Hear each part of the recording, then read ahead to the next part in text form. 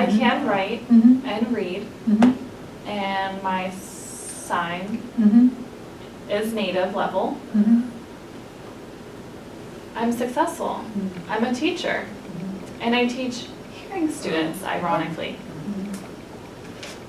It doesn't matter who the audience is. And honestly, I feel I don't see or allow barriers to prevent me. Okay. I feel that I'm always goal-oriented, and there are several ways to arrive at that goal. I will find a way that works for me. I work very hard. I am currently in my master's program, ready to graduate. I'm doing what I love, what motivates me, teaching and sharing my language with those who want to know, those who want to communicate in this way. Okay. I grew up, I was born deaf, labeled deaf. My mother took sign language here a long time ago. It's funny how things work, how we cross paths in that way. I'm teaching the same school where she took sign language. Okay. I have a lot of barriers, definitely. It's important for me not to give up, to work hard.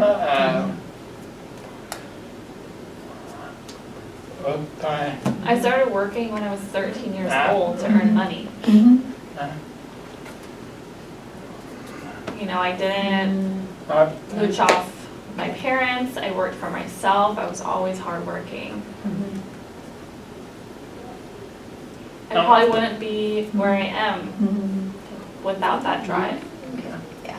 And of course, everyone is different on their own success journey. Of course, right, of course. So I think I want to ask you maybe one more question is, do you have any parting words or comments for faculty, you know, how they can support students with deafness and hard of hearing? And what are the sign or cues you can, you know, help them if they were asking for your advice? What would you advise them?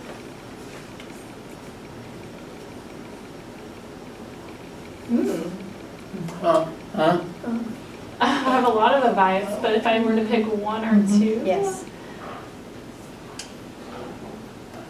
based on my experience, what I've seen, I've noticed periodically that there are a lot of frustration between faculty and students. Okay. And it's based on their different perspectives. The student is trying to have the staff see their perspective, and the teacher isn't able to see the deaf student's perspective. And more often than not, it's not a personal matter. The student is frustrated because this is a repetitive barrier. Sometimes they don't understand. The professors are in a position to support and be an ally to that student, deaf and hard of hearing, or any student. It's important to try and see the deaf student's perspective.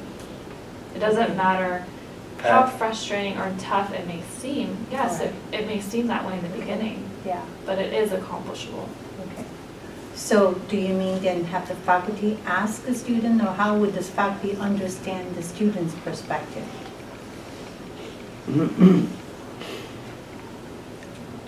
It's more so being available, Okay.